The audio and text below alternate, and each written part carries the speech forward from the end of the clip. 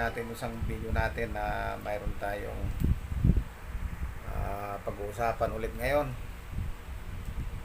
Yung malaki agad yung gagamba pag nangilaw. Yan.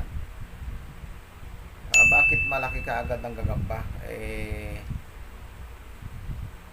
buwan pa lang yung mais may gagamba na agad. Samantalang inararo yon, dinurog yung lupa. Makikita nyo ang lawak nung lupain na walang pananim.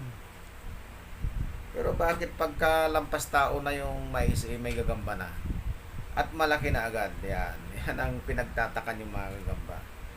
Ano yan ang gagamba kagaya rin yan ng salagubang. Hindi totoo yan. Singaw ng lupa yan mga gagamba. Subukan mo magpalaki nung anak. Siguro inaabot na ng ilang buwan hindi lumalaki. Mabagal ang paglaki kasi nga kinukulture mo pero yung pag sa lupa galing yan, pagka mataas na yung mais lampas tao na at biglang umambon or umulan, mababasa yung lupa. Lilitaw ngayon yung gagamba niyan, aakyat sa mga puno ng mais yan, biglang sasapot yan. Yan ay pinagtataka lang din namin, lahat kami na mga mangingilaw, kasi ang pinaka-original kasi mga kagamba na mangingilaw ng gagamba ay taga Bungabon, Nueva Ecija. Yan na mga original nung araw. Diyan nagsimula yung panguhuli ng gagamba.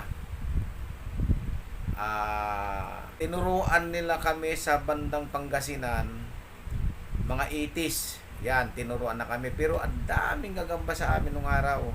Kasi walang umuhuli. Ang isang gagamba pa nung araw ay natatandaan ko 60 centavos ang isa. Noon yon, mga 80s.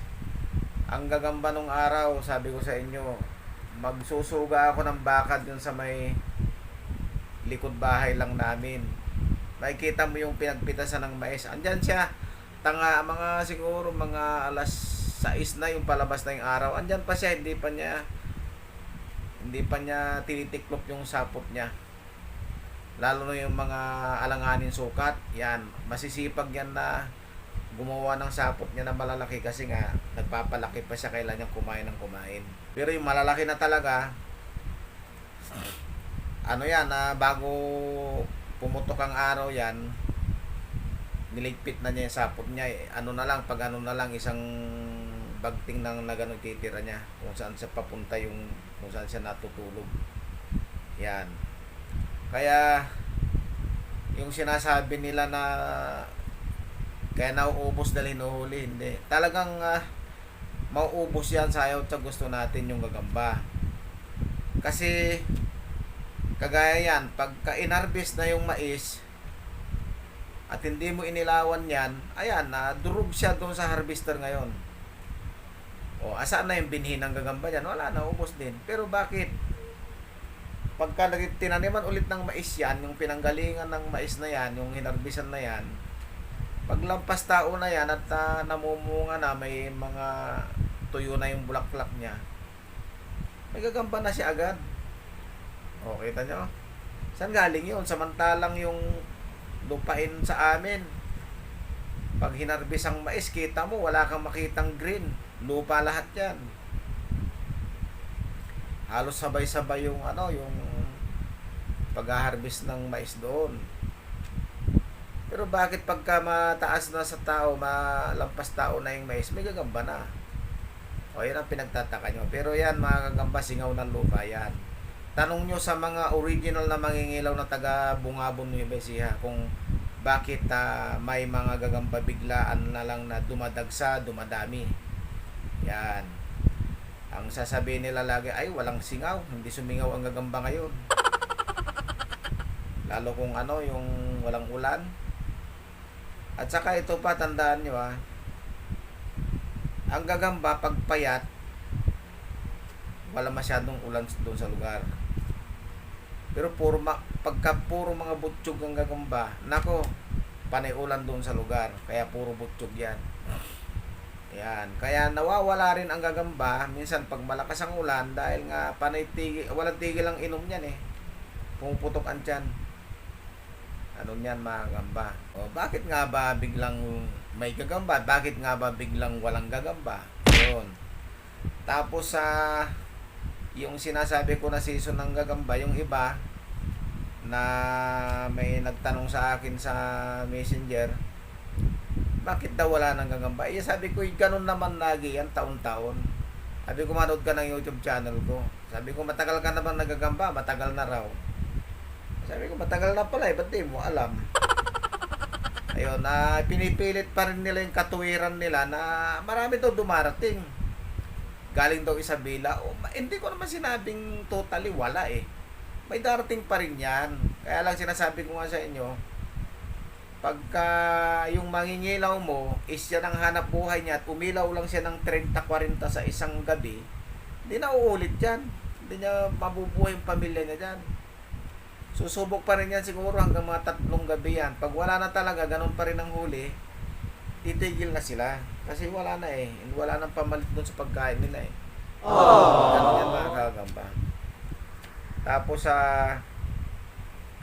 karamihan pa yan dyan sa may Isabela, dayo ang nangingilaw dyan, taga-bungabon yan. Kasi ang taga-bungabon mga kagamba sa totoo lang, dumarayo yan. Pag wala nang gagamba sa Nueva Ecija, dadayo ng Pangasinan yan, dadayo ng Tarlac, dadayo ng Isabela.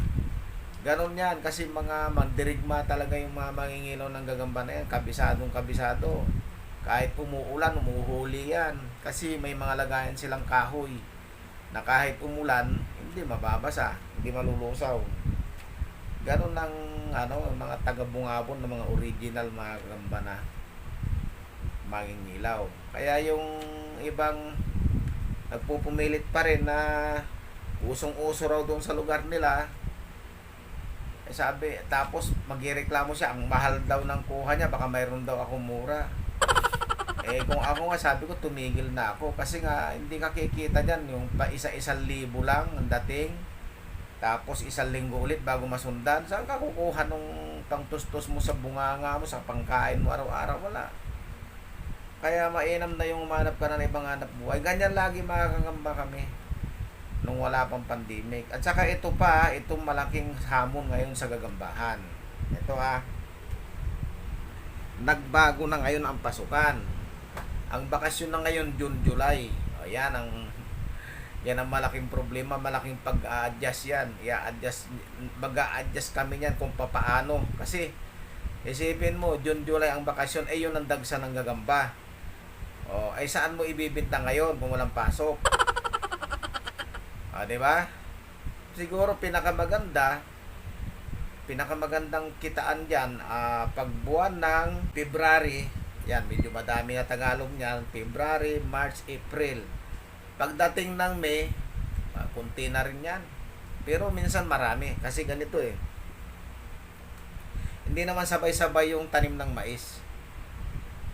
So, sa Pangasinan, may nagtanim ng January, may nagtanim ng February, may magtanim ng March. Yung nagtanim ng December, magsi-second crop, March magtatanim ulit o kay April. Kaya yun ang iniilawan ng buwan ng June, July. Kasi 4 na buwan lang ang mais 105 to 120 days yan eh. Harvestin na ang mais. Ayan mga gamba. Kaya 3 to 4 months marami nang gagambayan bago harbisin ang maisan. Kaya minsan April, pag buwan ng April wala nang ulan, ang gaganda ng gagamba, puro slim yan, puro pantimbangan kung tawagin, ang papayat. Tapos nangulit yung isang friend natin dyan na nadala daw siya, nagpakain siya ng gatas, nagbutsugan daw yung gagamba niya, hindi daw piling panglaban. Hindi ko naman sinabing panlaban yung pakakainin mo ng gatas eh. Diba? Ang sa atin lang, papaano natin ma-maintain na buhay yung gagamba natin. Yun.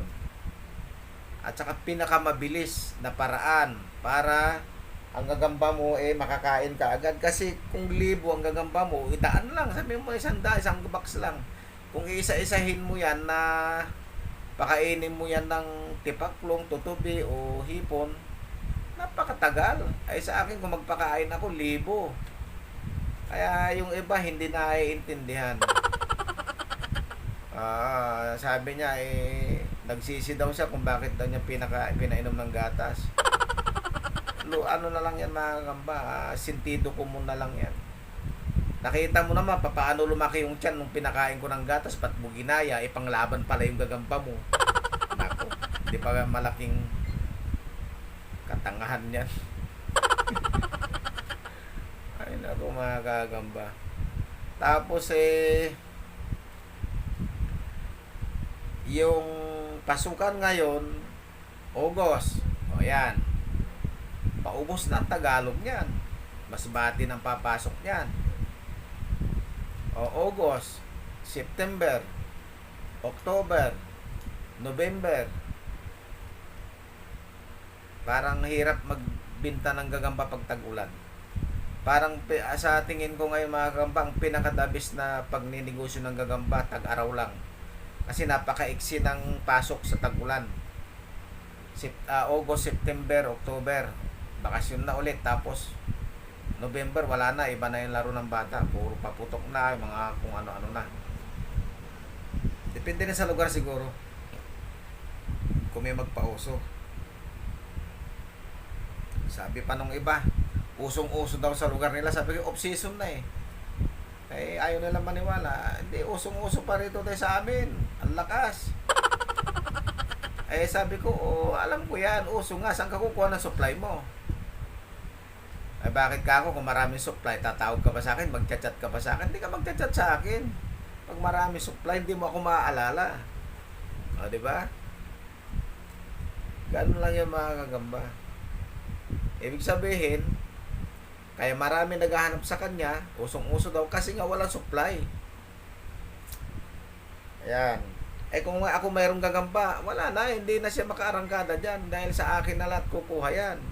Isipin mo, ang kuha daw niya 500 isang box, i-reseller na yata niya yun.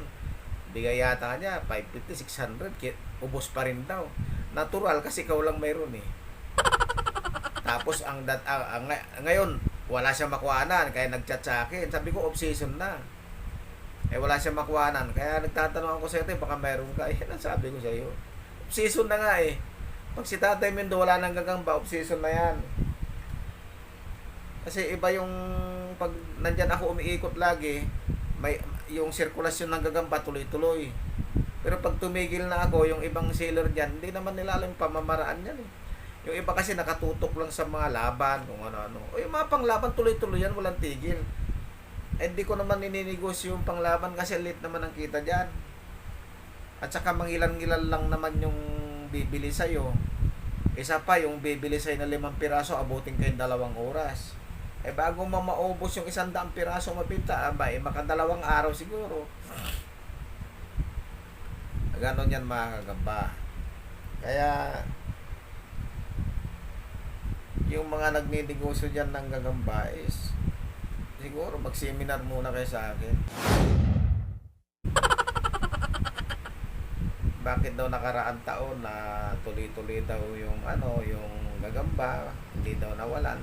Paanong mawalan walang trabaho mga tao. Kundi doon lang sa bukid, doon lang sila paikot-ikot sila doon sa barangay, sa Maisan. Natural, mangingilaw yan kahit kukunti huli niyan. Kung mga 10, 20 yung taong iilaw na tigte 30 piraso,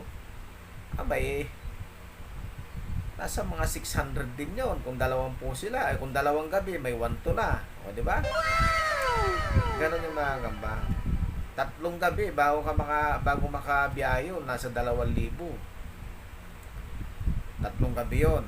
O, kung 3 gabi, ibig sabihin 3 araw. Pagdating, ubos agad yon. So, ibig sabihin, 3 araw wala kang gagamba ulit, mag-aantay ka ulit. O, makakabuhay ba ng pamilya yon? Wala. Hindi totoo yan. Kano lang naman kinita mo doon? Tapos, ang mahal daw. Pag-uusapan natin mga kagambayan, susunod na episode natin, bakit napakamahal ng gagamba sa panahon ngayon. Okay, so bago tayo magtapos mga kagamba, shout out muna tayo kay kay Arthur Raquilla Abin. Yan. Kay Gagambal TV, shout out sa iyo. Kay Sian Gaming PH, yan. Medyo nakadalaw siya sa ating channel. Joyce Mio, shout out. Ardwin Alcantara, shoutout sa iyo. Kay Jake Vizcara at saka kay Greg Morales. Yan, abangan nyo mga kakamba yung susunod na episode natin na tatalakayin natin bakit napakamahal ng gagamba sa panahon na ganito. Okay?